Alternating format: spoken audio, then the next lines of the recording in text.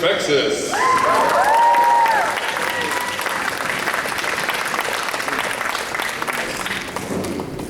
Cass Anvar. I've been saying your name wrong all weekend. What you been saying? I don't remember. And You been saying Charles Xavier, is that it? Noah Watts.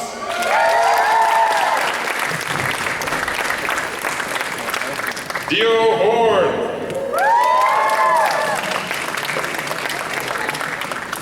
Neil Napier.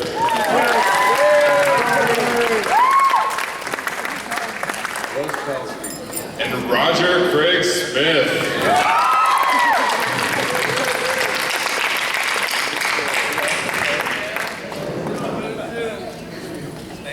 Here's your Assassin's Creed panel.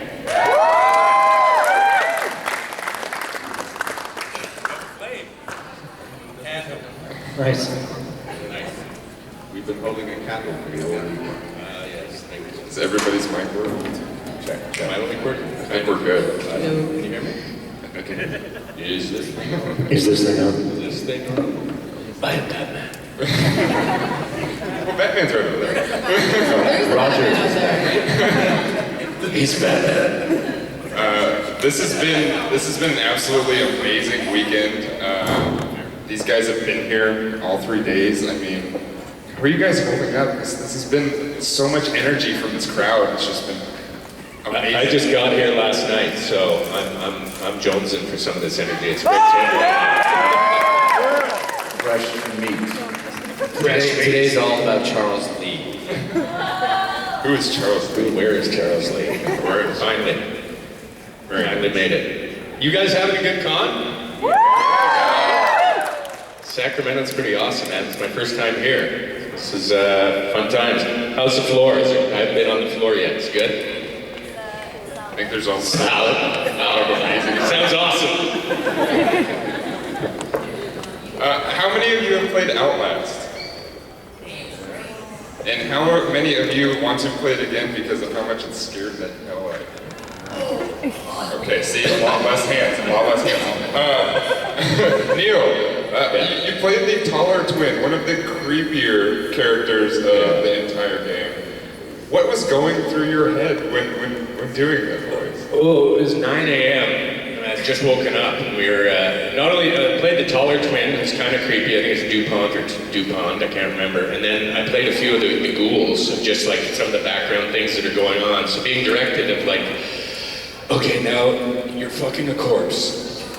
And then, sorry if this might be a little blue, but that was my morning that morning. And then, Children everywhere. sorry, any children, cover your ears. We can send you back now if you want. But that was how I started my morning, and I was a little creeped out for the rest of that day. Yeah. So I hope it was creepy for any of you who played Outlast. I gotta say, It's okay now. Earmuffs. Sorry about that. I'll pay for the therapy later. I know, like, you guys hear us okay without the mics? Because it's doing this reverb thing that is making my brain No, we were saying in the back to make sure we're better. Because the music here kind of fucking stuff. There are children here. Stuff with the mic. When we were to make it a lot clearer, just along here,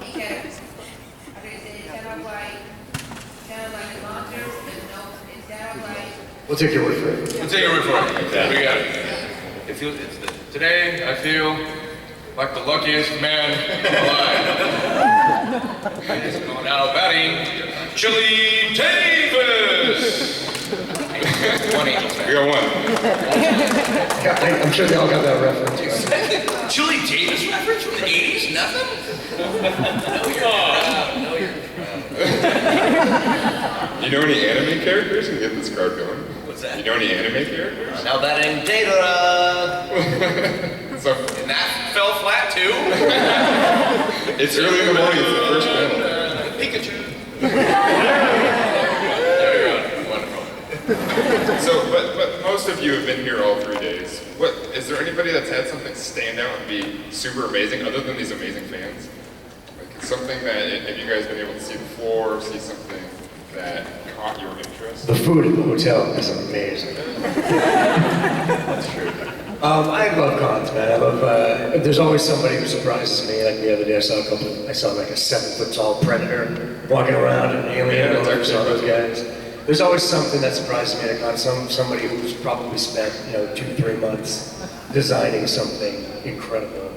And the dedication of you guys to dress up the way you do when we're signing, the people that come by, it's amazing. I love that. That's one of my favorite things about coming in. Oh, you guys mentioned, there was yesterday, there was a guy had a purple, he had a robotic outfit. He had actually, a weapon, and that's how he was able to walk around. And it's like a dog in it, with a full body. Next one was actually a blue halo. My favorite thing is seeing the 7-foot predator going into the men's room. Because it's just like, oh, there's the end of the cosplay. It's the predator going into the boys' room. But predators don't have to go to that? So that's when you just kind of go, oh, that's right, okay, it's not a real predator. Well, maybe a real predator has to be. That's right, yeah. I'm down to think it would be so simple. Might just be on a tree without anything weird. So,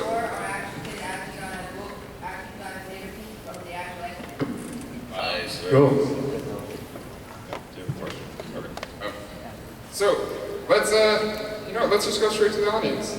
Questions? Sure. Let's answer some questions. All What you right. got for us? What's your name and what is your question? Not calculus or string theory, please. Oh, awesome. Oh, yeah. Later we're going to bring in a board and Exactly. We're going to talk math later. No? Is that the got there? Do you want to take one of my mics? Take one of our mics. Take Amber's. She doesn't want it. Amber, she's not here. Amber doesn't want her mic. she wants to project. These are all voices. Done. First. I think you found it. And we killed everybody. Good morning. You should have kept your ears blocked there. Here, just come grab one. Guys, come grab one of these mics. We're done. Or just talk really loud because we'll hear you. Yeah. See, I don't even need to hold it to my face at all. Actually, go ahead and ask the question, but we can repeat it to the audience. We'll be able to. Yeah, what's your question? Wait, what? What? Huh? What? Do you have a mic? I did. There's no microphone? I can't. Wow, just like. Speak up. Can you please stand up? Go ahead. Bring it. Yes, sir. Good morning. Good morning. And Templars. There's others. He's got a very big Templar complex. What do you think about Charles?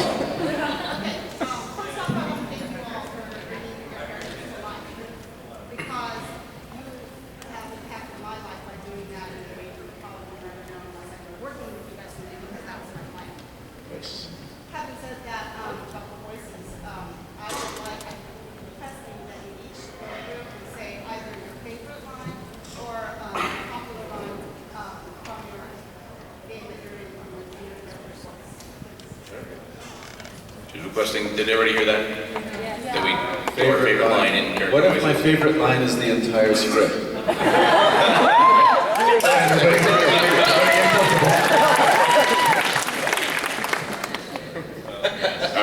Do we want to start at the which end do you want to start here? Let's start at this end.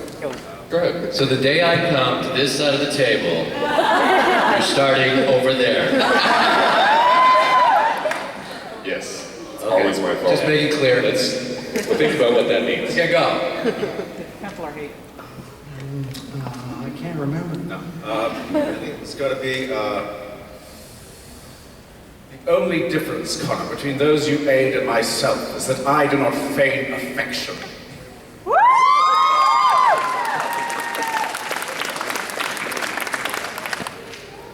I am Aveline de Grandpré, and I fight for liberation.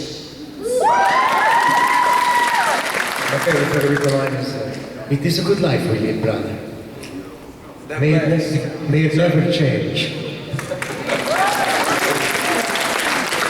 Master Kenway! Master Kenway! No, that's not it. Only tell us where your village is, boy, and you can go. For a good time, call 1-800-ASSASSINO.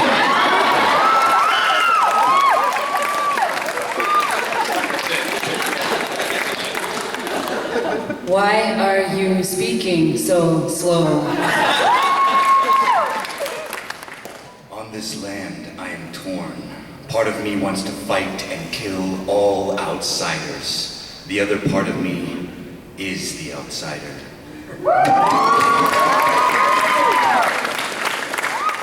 No man should go through life without knowing some kindness. I saved the best for last. I mean, not only, you guys all did wonderful voices, but not only does Cass have an amazing writer doing that line, it's sound like, it's just something you can put on your wall. It's amazing. Good bumper sticker. Yeah. That's my Buddhist quote. We still don't have a working mic. Good morning, Assassin. Good morning. Good morning. So, this is Sunday. It's the time for silly questions. I want to hear your worst or best assassin pickup line. And or Templar.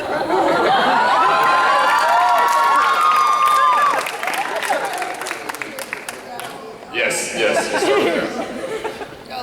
Hello, baby. You want to see my hidden blade?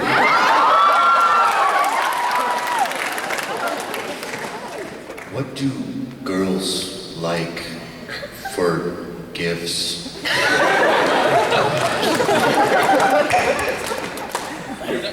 It said or Templar or anything. We just want to. I want to hear a mom's best. She doesn't have to use pickup lines. Oh!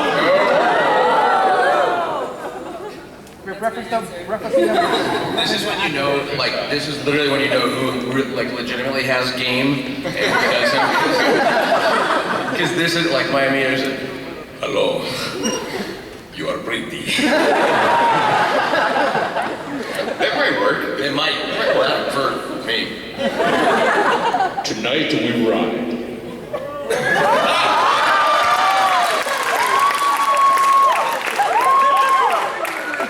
Oh, what would Federico? I would teach you how to pick my pocket. Is that a blade in your pants?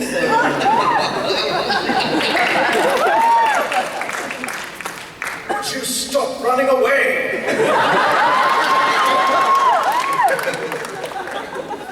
Half of those reps. So what's the silly question? Thank you. I'm just waiting for Tumblr in the morning, right? Yeah, a lot of you learned a new term for your characters. Or an acronym. Wait, I think it's there. Try it again. Oh, Neil has a name. No, it's not working. It's a prop. What is your name? Nicholas. Nicholas. Greetings. Greetings. I'm shaking right now. I'm so excited. So, I mean, everybody is like saying all these silly and fun questions, and I appreciate it because I'm sure everybody would love a good laugh from all you guys. But let's bring it down now. You're gonna ruin it. The cooler over here. Sorry. Go for it. So, being voice actors, I'm sure you guys already know a great deal of the plot for the Assassin's Creed story and whatnot. So, based on all the work that you guys done, which is amazing, by the way, I think that. Who would you join per se? Like, do you believe in the Assassin's cause or the Templars cause?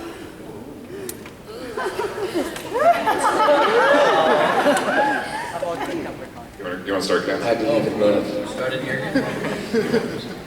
Go ahead. Charles. Saying I believe in You love. know, two men enter, one man leave, fight for it. I'm down for that. I was just talking. So we're asking whether or not we believe in world domination or free will and free thought. I would probably go for the Assassin's cause. I mean, no offense to the incredible talent on this panel, but most of the Templars are pretty stupid. That's just my personal opinion. They just have a lot of money and power and wealth and ambition, whereas a few little assassins can bring down an entire network and organization. I think that free will, free thought, freedom of speech, and all that Robin Hood stuff is probably where I would find myself. It's your one that seeks to confound all your talk of freedom. I know it's over. Order, purpose, and direction. It's interesting, part of your question, I just want to, that you say we probably know all the plot. When I was shooting Hatham, they would fly me to an undisclosed location, Ubisoft office, and they would literally give me that bit of the script for that few days. And I never knew, like until the moment that I turned to Neil and said those words in Assassin's Creed 3, what was that? When he finally found out the big betrayal in it, spoiler alert, I had no idea. So I played a whole bunch of scenes with Connor and with other people and with Tio, and then I turned to Neil that Monday and I said, and I looked and saw the script the night before. And so we were just responding to the script that were given to us at the time. So that's the writers and the real. I knew the betrayal happened. But the scripts are like 5,000 pages long. They're long. There's a lot of story in these things, right? So I think it's really difficult it's one of the challenges too, is to track the story throughout this epic thing, you know? But yeah, I definitely even after shooting it, I lost track of kind of what happens in it. It's a lot. I mean, you guys know, there's, how many playable hours are there? 10 hours, Yeah. 4 hours of cinematics. Yeah, it's amazing. Yeah, and and it changes all the time, right? Like we show up, for a mocap session, we're throwing new scenes, so you tape it to somebody's chest and read it. Literally. It's happened. Yeah, but they're huge, long scripts. Yeah. And not only are they long, you guys have to repeat these. Yeah, and I'm with the Assassins, by the way. Sorry, we just totally digressed, right? Just totally off topic. Yeah, I agree with Cass. I think the Assassins are, on a noble mission.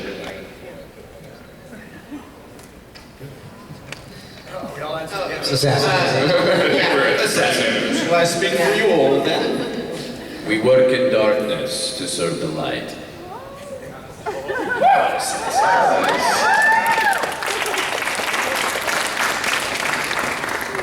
So, you guys have all done more than Assassin's Creed and done some work outside and actually worked with each other. I mean, we have Helix coming up, and you guys have done.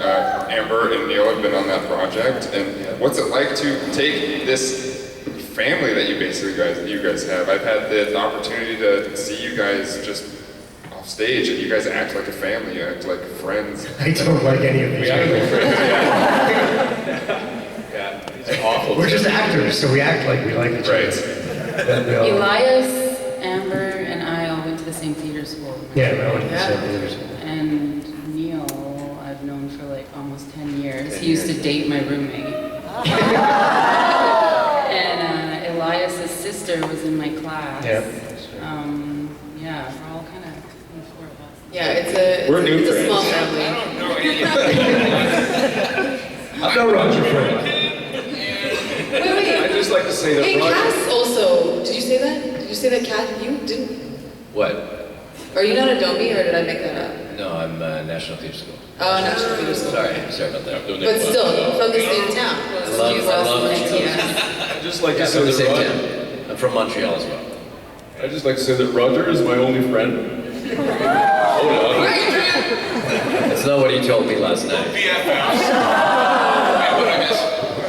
I didn't hear that, so that's... That's the word, yeah, exactly. It's the worst that like miss the insults. Because all you hear is like, I agree. I will say, Neil, I know Neil from years ago, but other than that, I have met pretty much everyone here for the first time, and as much fun as it is to be cool and calm, I'm hugely enjoying this. This is a gamer and a fanboy with incredible talent on this table, because most of them I met here at this con.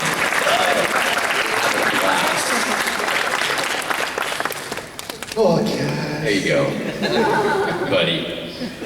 I've known Cass since I think I was like 10. Yeah, I think so. You were friends with my brother. I was friends with your brother, and we were playing in a band in your basement at a party, I think. I got close to Neil on set because he got to spit all over me when we were doing our scene, and after that I just felt like I knew him so well. Yeah, intimately. I was sharing my inner self with you. It was literally inside you and then on me. It's wonderful. So I'm a little spitty. Yeah, it's lovely. It was a beautiful bonding moment. On that note, No, just in answer to your question, Neil and I didn't really have scenes together. You know, it's a couple, but nothing major. But he's a pleasure to work with, and he's extremely dedicated, and I really admire his work ethic. He's very talented. I'm gonna get weepy now. What? I'm gonna get weepy now. Okay. You can. You're great, Neil. Thanks, thank you. Seriously. Having been Tio's former roommate, it's awkward since the breakup to see Neil here on stage tonight. You could probably cut the tension with a knife. You guys feel it out there, right? That's why we're at separate tables. Didn't even bring the tables together. Don't touch my side of the table, Neil. Sorry. Put them next to each Learn other. how to load a dishwasher. It wasn't that hard. Just do them by hand, and it's superfluous having a dishwasher and you in the same house. A question might save us now. Yes. Yes, We have please. another question.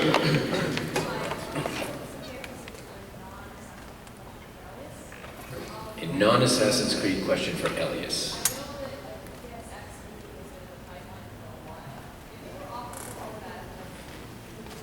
I'm not going to be offering the role of Adam Jensen. There's a Deus Ex movie, there's an Assassin's Creed movie, there's a Splinter Cell movie, and they're hundreds of millions of dollars. I'm not going to bank it on me. Yeah, I mean, I want to be in it. I think I am going to be in it, but I don't think I'm going to be Adam Jensen. Maybe I'll just dub the voice of whoever the actor is. I'll get Tom Cruise or something, and then I'll dub his voice. And also make it taller. Of course. There's always a possibility that we'll get someone like David Beckham to play the role. Right. I thought they were going to get Gilbert My Gottfried. name is David Beckham. I just really wanted to. I just really want to be my David Beckham. I want to Oxford. Hello, Victoria and I were going to visit the Queen today and star in this movie. Another one. Hello. So I was wondering, so what were each of you like in high school and or college? So the embarrassing question has been posed of what we were each like in high school and in college. So when I wasn't being beaten up, wedgied, and snow job, I was playing D&D, reading comic books, and playing video games. I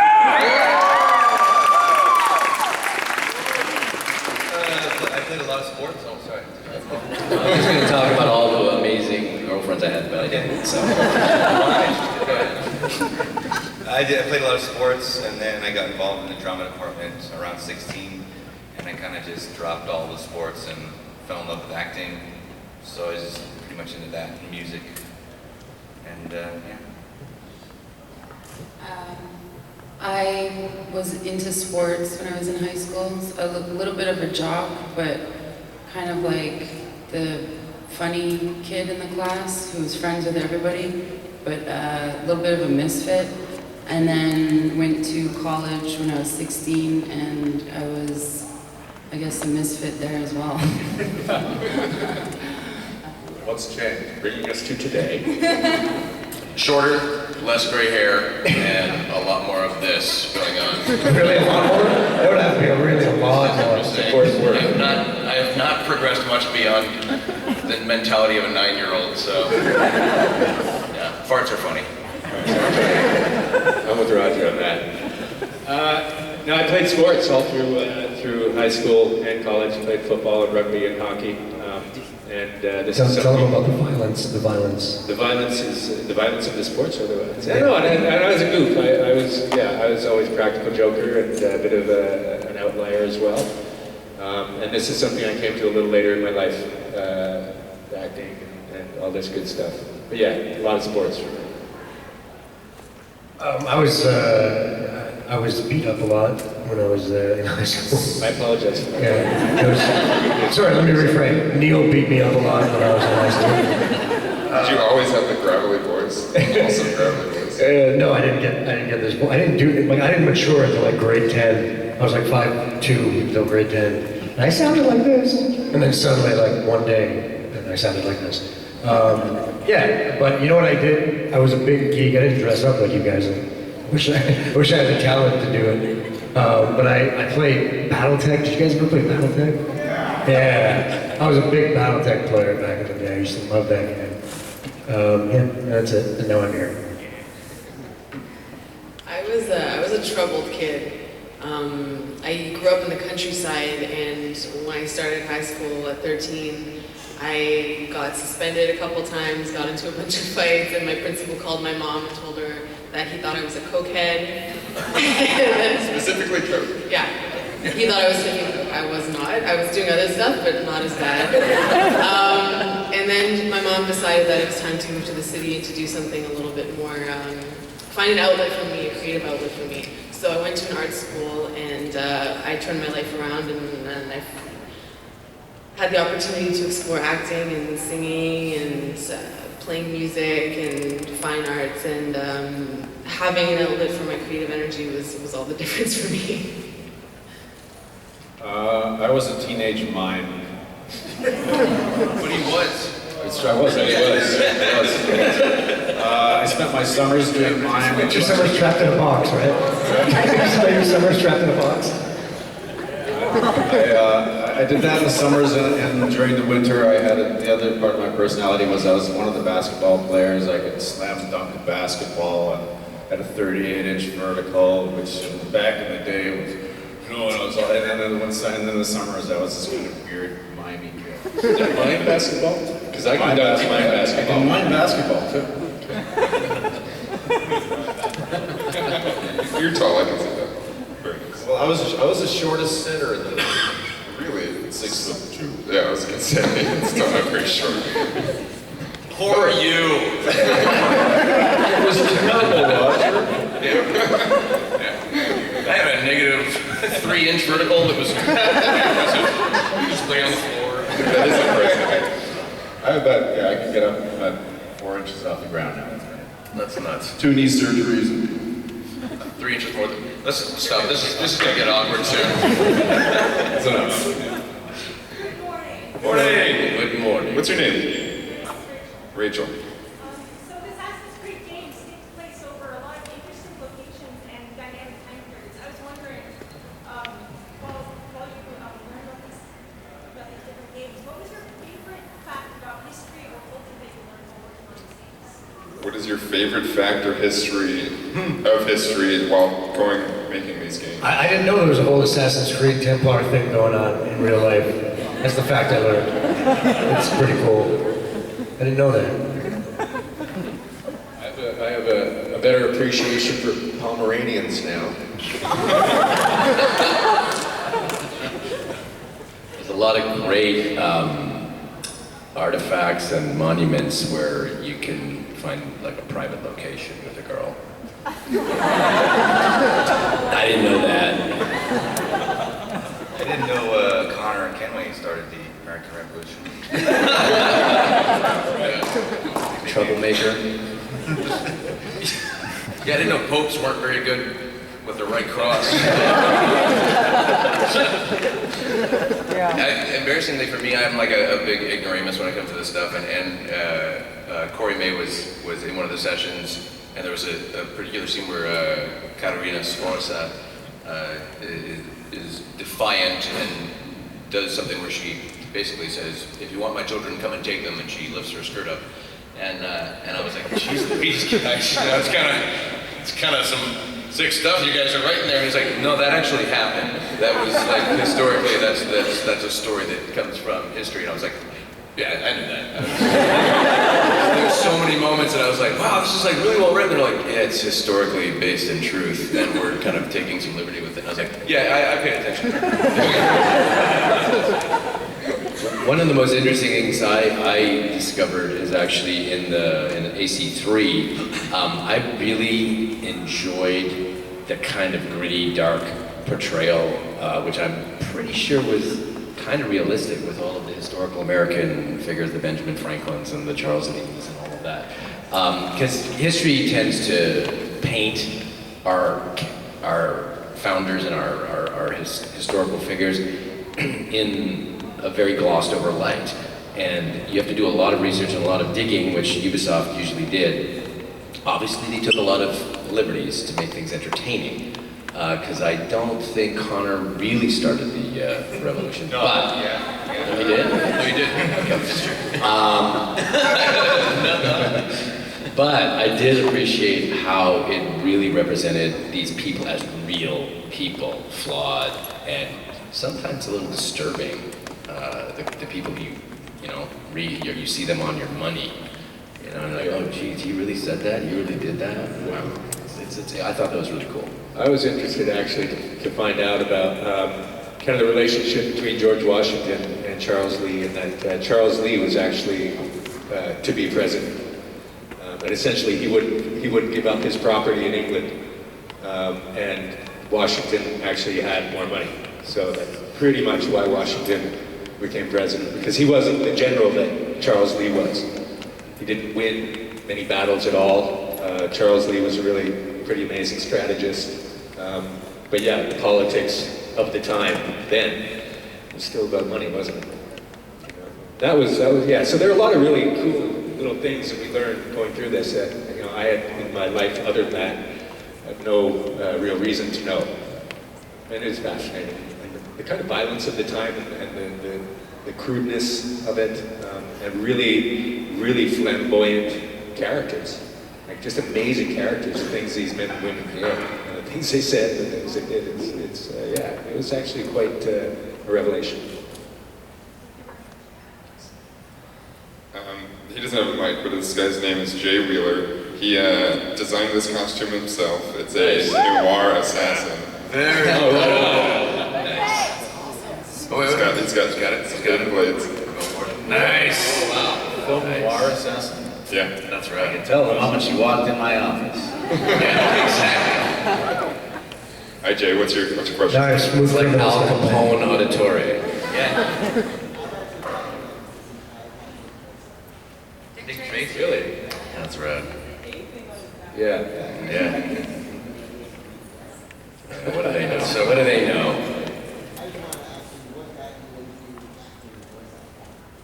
What got you into acting and voice acting? Well, for me, voice acting is just acting, part of my acting. I do film, television, theater, and voice acting came way late. I've only been voice acting for 3-4 years now. And because it's really hard to get into, the voice actors and the whole world is like a secret cult. And to get in, you gotta sacrifice blood and children, and you gotta do all sorts of heinous crimes just to get into the voice acting. But once you're in, then you become part of that cult, and then you get work. Voice acting is a cult. Stash. They're like the Templars. If you don't notice, they're all missing. It's a good cult. It's a fun cult. You get to do all sorts of great things. But no, I mean, voice acting is actually it's a wonderful thing. It is a very difficult skill. So people like to work with people who have already acquired the skill. So it is hard to get into once you're in. It's actually quite good. But I've only been doing it for about 4 years, and I had to really earn that, and got a really good agent, and finally got my first audition, which was Altair. Lucky. I started doing plays in, I think, 3rd grade or something like that, little children's theater. I played Bill Sykes and Oliver. Me too! Seriously? Yeah. So then in high school, I was really being pushed towards sports, and I started doing National Forensic League, dramatic interpretation, which is basically competitive acting around the stage, and you compete against other people and do 10-minute monologues, and the other people in the audience are your competitors, and they judge you. And I really liked it. I started winning, and immediately after that, I think I was 17, I got a role in a feature film, right after that, like 3 months later, I got another role, and then I got a scholarship to go to the American Academy of Dramatic Arts. So it just seemed like everything was pointing towards doing acting. And voice acting, I never really was a voice actor. I never really wanted to pursue that or anything. I did Red Dead Redemption. I had like a background voice, and I was looking at the cover of the game when I got it, and I was looking at John Marston, and I was like, this guy is cool. How cool would it be to be the main character in a video game? I actually said that in my mind, like that would be cool. And then, that'll never happen. They're not gonna, do that. And then I got the AC3 role, and it was just catapulted right into voice acting. And it's something new for me, but I don't know. We'll see where it goes. I started doing plays when I was in grade 4, just with my elementary school. And then in high school, there wasn't really any arts offered on my reserve, so I concentrated on sports, and I did competitive swimming and water polo. And I waited until going to college to study theater, and I knew it was the only thing that I wanted to do. So I kind of was inspired by Jim Carrey and Ace Ventura when I was like in grade 5. And I was like, I want to do what that guy's doing. And so yeah, I waited all through high school, and I ended up going to theater school. And right out of school, I got an agent and started working like that summer. And then I wanted to do everything, like he said, you're an actor, like it's not like you're a voice actor. Yeah, voice actor. It's like you're still acting, Anyways, it's sort of the same. You're still finding a character and this and that. The difficult thing is like I did a voice commercial for the government of Canada, like at the beginning of the week, and that was so hard. Like when you're playing a character, I find it was a lot easier, but doing something like what was it? This is a message from the government of Canada. That kind of thing. That's hard, man. It's hard, and I love that commercial. I did a cartoon out of theater school called By the Rapids, and I played like 5 different characters, and it took place on a reservation. So I played like a grandma, a mom, a girl, a boy, and that was really challenging. But yeah, I don't know if I answered your question. I got it. Jim Carrey. Jim Carrey is Ventura. Alrighty then. Thank you, Jim Carrey. Thank you. This is embarrassing. I just answered a Craigslist ad. And I was a voice actor. What was the headline? It's just like, wow. No, everybody is going to have like a background as like doing acting, and I was doing musical theater through like elementary school and junior high, and then theater arts in high school, and then got out of high school and I enjoyed being funny and goofy and a ham, and so I thought, stand-up comedy someday, and ended up sort of before, during, and after college doing stand-up, and kept hearing I was doing character voices in my act, and on the advice of my theater arts instructor in high school, I got to go celebrate a good moment with her, because without her advice of telling me do characters and voices, that's your take on things. I don't think I would have kind of stumbled into voice acting, but people were coming to evaluate us doing stand-up, and you try out for like Aspen Comedy Festival, that kind of thing, and then the people would be there to kind of critique your act, and they kept saying, who represents you for voiceover? You should go do that. And it was like, all right, fine. People keep asking me about that, not asking me, hey, when are you doing your stand-up comedy again? Because you're so good, I want to go see you. It's more like, hey, you should really look into something else. That should be voice acting. And so I ended up just Googling and taking classes in LA and pounding the pavement for myself down in Orange County and trying to like forge a little career. That was how it started. Keep your back shirts. And a Craigslist ad. So you never know. I answered an ad in the paper. It's true though, not Craigslist, like in an actual paper. Spinal surgery got me into acting. When I was 30, I had spinal surgery and I was laid up for a little while. And a friend of mine who's an actor in Toronto came into Montreal to do a couple of auditions and stuff. He stayed at my place and we were talking about our past a little bit. We both had kind of crazy pasts with car accidents and jumping off moving trains and climbing bridges when we were drinking and contact sports all our lives. And he's an actor. He's like, dude, you should get into stunt work. Yeah, that sounds like a great idea. Did theater for 1 semester back in college. That sounds like fun. But I wasn't able to start training yet because I actually couldn't really walk. And I knew a stunt coordinator in Montreal. I sat down and talked with him about what kind of training I should do. And then when I was just walking a bit, I was like, well, I'm going to grab, there's like a free newspaper called the Montreal Mirror. It's kind of like the Now, or I don't know what it is in LA. Okay, and they, yeah, it used to be, and they post like some open auditions for like student films or whoever's trying to make their thing. And I auditioned for this terrible, I hope nobody ever finds it, film. Google. There you go. And the guy offered me one of the leads. And so I called my buddy and I said, hey Andrew, so some guy who I assume cares about his film just offered me a lead. What do I do? I feel a bit like a fraud. And he's like, well, if you want to be an actor, get used to that feeling. And I just did it. And then, my first day on set, I really felt that it was what I wanted to do. So then I just set about getting myself deep into debt by not working an actual job, but doing theater, church basements, doing Fringe Festival shows, doing student films, and trying to, because I didn't go to theater school, I played sports all my life, but I needed to develop some chops and make some, meet some people. And so I just started saying yes to all kinds of things I had no business saying yes to. If somebody would say, hey, do you want to do a masked show? We're writing it. And I'm like, yeah. And I'm like, oh God, I don't know what the hell, how am I going to do this? And then I learned. So I just kind of set about kind of training myself and then taking some workshops and, training in front of paying audiences is a good way to go. And then, yeah, I've been doing, professionally, I've been working for about 10 or 12 years now. Voice acting, I don't think I've ever done any just straight voice acting. In video games, it's all been performance cap. So it's been motion capture with the voice. The technology is so mind-blowing that they capture the whole performance electronically. And of course we do, as an ancillary part of that, we do studio work that is just straight up voice. But I don't think I've voiced a character without being the body or the face under the mask of it. But yeah, I do a lot of theater, film, television, and but video games. Man, it's such a blessing to have this job. Like, you guys are it's such an amazing thing to create these things, and you guys love them so much, and how much that means to us, and how fulfilling that is for us.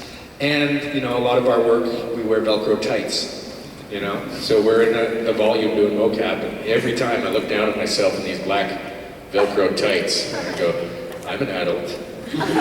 Neil is the only one. And this is my job, right? Yeah, it's weird. They don't put anyone else in that, but I kind of like it. Yes. I got into acting for the girls and the money, and it's worked out so far. I mean, look who I'm sitting next to. It's pretty awesome. Can't really complain. Handsome men, pretty women. No, I mean, I loved movies growing up, and it's what I always wanted to do, put it plainly, and I took the right steps to get there, and now I'm working. I hope it continues.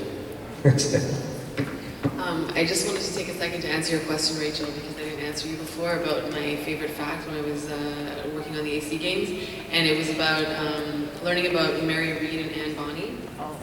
So amazing, right? Like, Anne Bonny became the first mate, Mary Read pretended to be a man and blended with pirates, they evaded execution when they were pregnant, like, incredible stories, incredible stories.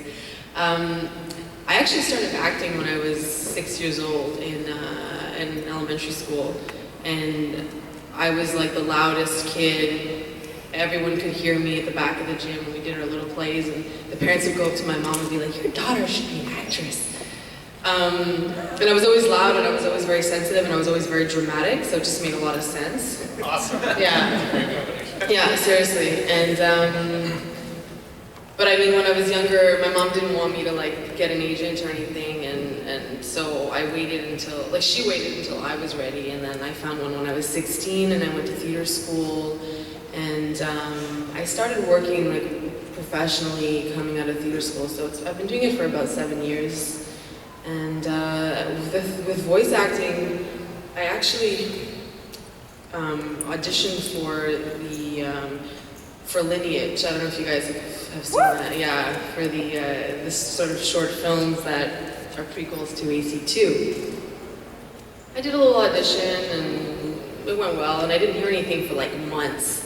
And then I got a call from my agent, and he was like, okay, you have a voice booking. And I was like, well, I didn't do a voice audition any time in the past 6 months, so I don't know what you're talking about. And he was like, well, I don't know, just show up. So he gave me the address, and I showed up. And they were like, yeah, you're playing Christina Vespucci. So I didn't even have the script in advance. I got there and had to just jump into it. And then for the future sessions, I asked to have the script in advance so I could actually do a little bit of prep before. But yeah, that was how I fell into it. I was a teenage mime. I seriously was. I got into these classes at 11 years old, and sort of for the weekends and summers, I'd go and do sort of street mime shows towards my late teens until I got sick of people throwing stuff at me and being abused in the street. And I decided I wanted to open my mouth and speak, so I thought the best place to go would be to England. So I went to England at around 21, 22 years old, long time ago. And then I trained in London, and then after a year of training in London, I started to talk like this, and it really sounded phony. And people told me I sounded phony, but I worked at it all day, every day, all night, and I became an English actor after a while. And then I lived in the UK for 8 years with some success, some failures, you know, and then I just kept on banging my head against the wall until the wall crack formed. And my first voice gig I ever did was I was sent up to audition for this cartoon called the X-Men, I think it was called.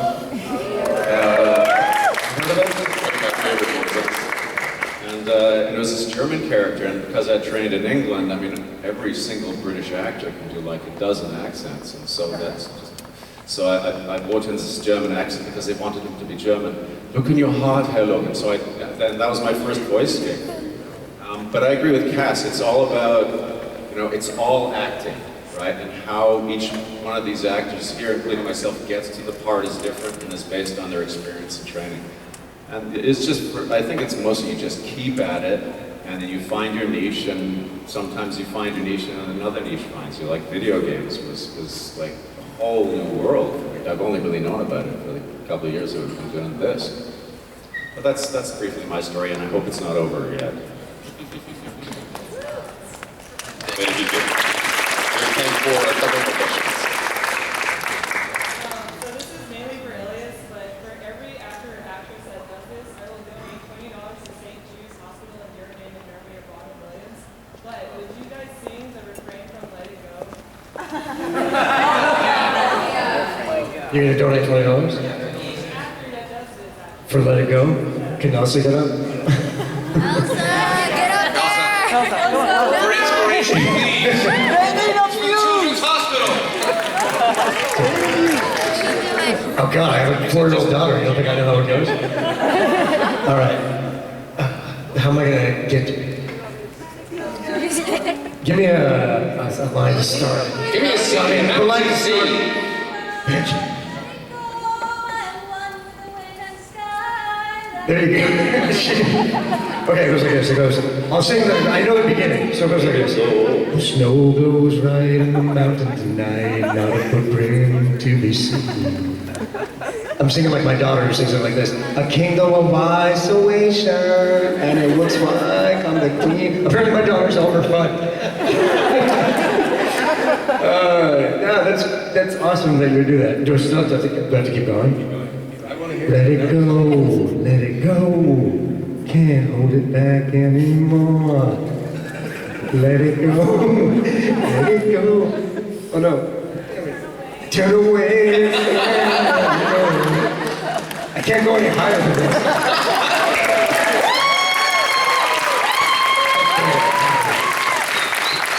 You've been hounding me on Twitter about that, haven't you? That's right. That was beautiful and unsettling. Thank you.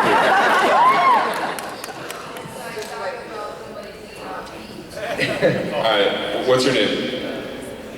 Wayne? I have a question for Sonic question. Oh, yes. Alright, so I have a quick question. You've seen the trailer for like Rise of Lyric or 3DS and stuff. I'll be honest. What was your reaction to Shadow's voice? Because because I'll be honest, I'm a little surprised by first critic. It sounded like his balls were dropped, and then he just climbed all the way back up. I'll answer this as Ezio, just to keep it relevant to the Assassin's Creed panel. But I appreciate they said, I like these balls. I don't know what you're talking about. Is it the apple? The apple I've eaten? No, I like it. It's gonna be fun. There's a new thing coming out that's not Assassin's Creed, but yeah.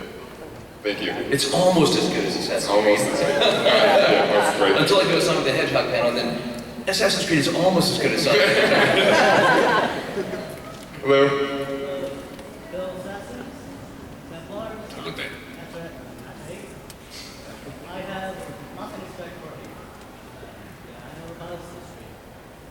My question is, what is, for every one of you, what is your favorite weapon that's been used by Assassins or Templars by the Assassin's Creed franchise? So what is your favorite weapon from the Assassin's Creed franchise that's been used in the game? Quick news for me that my favorite one to play is bow and arrow. I love that. Sticky bun. Wait, wrong game. My favorite weapon is the hook blade and the bombs in ACR. I love the bombs. Tomahawk. Rope dart. Tomahawk. I just Or War like, Club, is there, do you use a War Club? There's I a don't War know. Club too, yeah. War Clubs are cool. I like being able to whistle and have everybody else shoot arrows at me.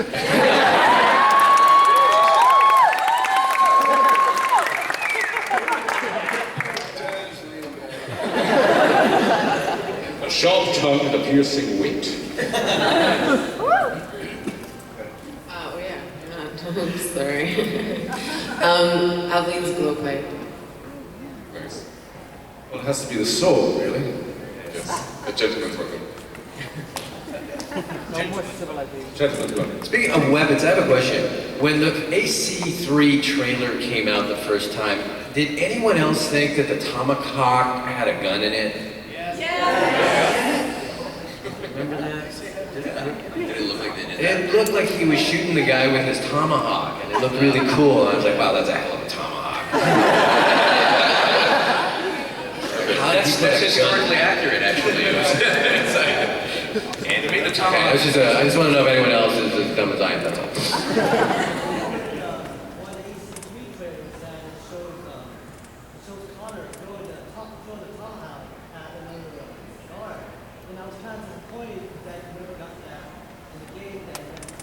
I told them that they should throw it, and then in the DLC, they did a cinematic where Connor throws it into somebody's face or something, and takes it out and hits somebody else with it. But I think you're completely right. I also was asking them the whole time is how come limbs don't come off? You know, when you cut somebody and you stab them, like their arm should come off and like, you know, spring. But they said it would be too hard to mocap that because they'd have to find somebody who doesn't have a mage or something. I love how you can go from a Disney princess song to this conversation.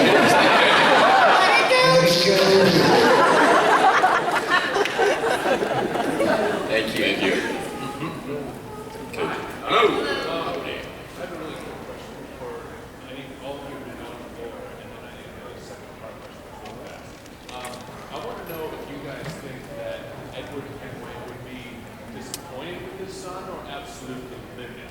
And for Connor, I would like to know what he would think of his grandfather. So the question was, would Edward Kenway be livid or disappointed with his son, and what does Connor think of his grandfather? I didn't know my father very well. I can't answer that.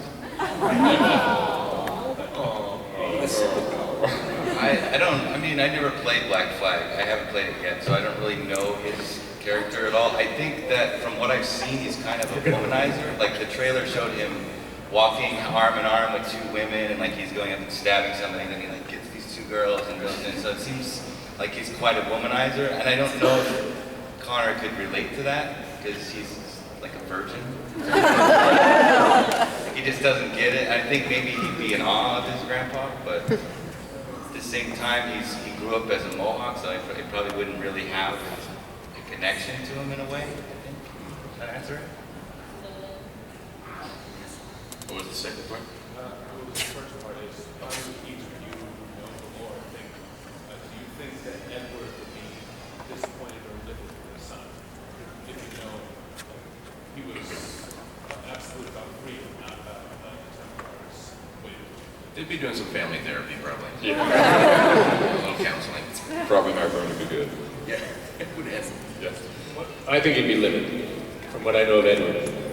Yeah, I don't think disappointment factors into it for him. He's a pretty passionate cat, Edward. Very good. Last question. Make it good. Well, I think you should be. I think you should.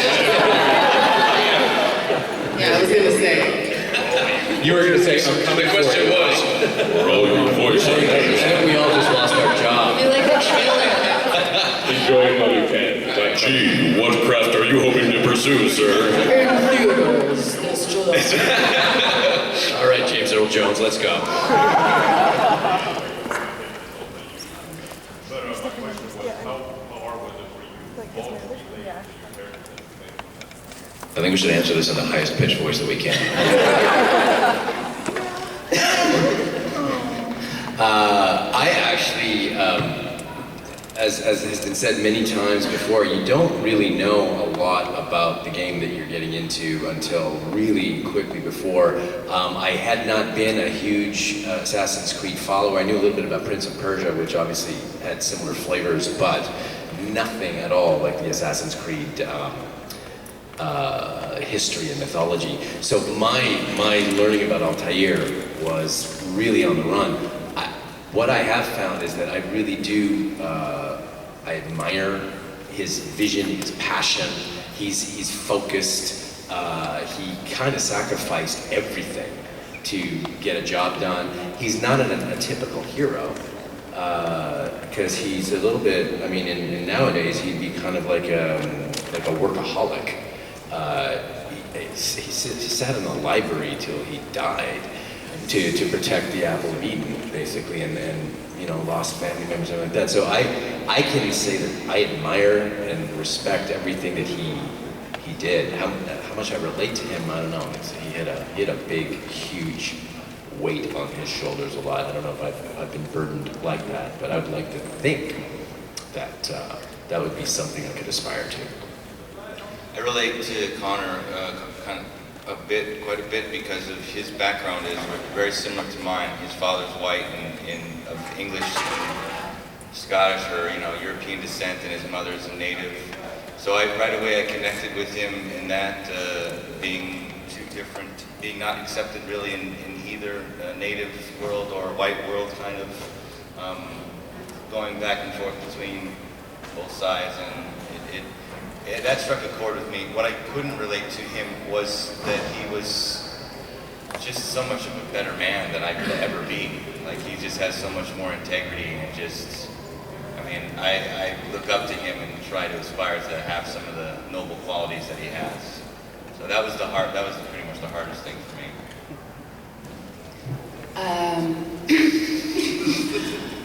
They named the character after me, so it's kind of like, it's weird.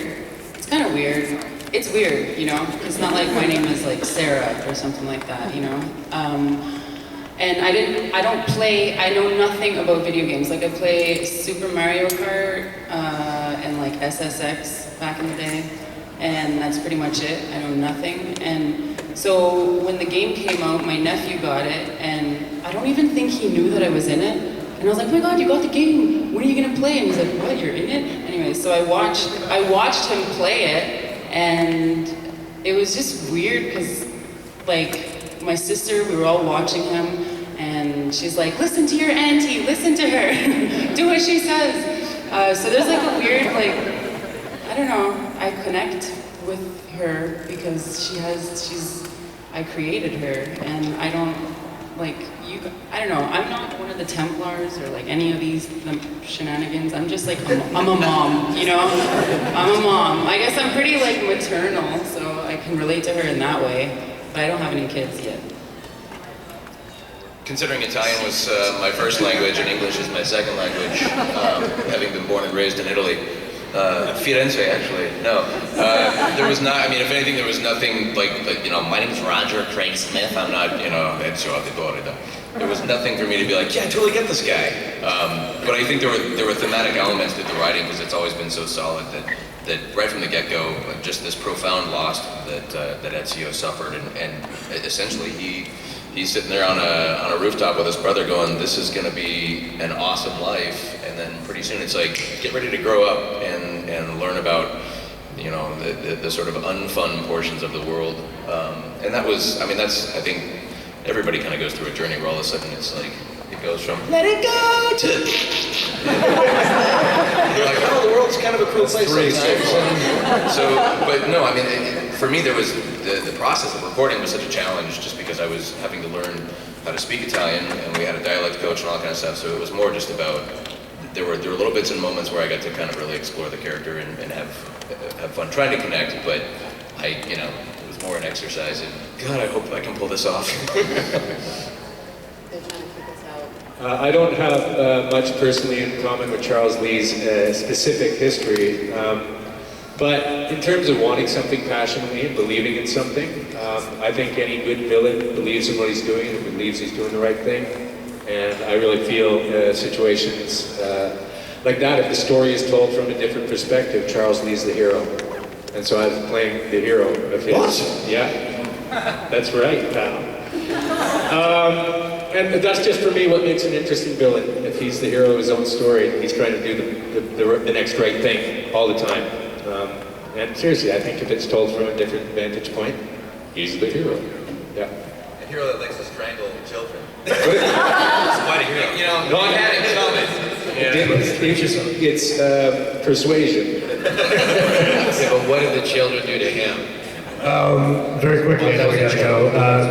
For me, it's a brother thing. I don't have a brother, but I have two sisters and kids, and you can relate to caring about them and wanting to teach them. And I think that's what I related most with Federico. For me, it was Aveline's sense of justice that I related to the most. She has an extremely strong sense of justice and what's fair and what's right. And for me, that's something that in my life I feel very strongly about. He was British and he believed in order, purpose, and direction.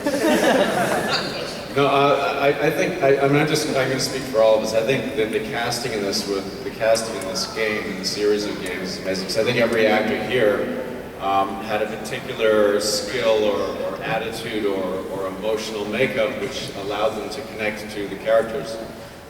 And and we had we all have our histories and our trainings. I think that's so. When you ask, is it hard to?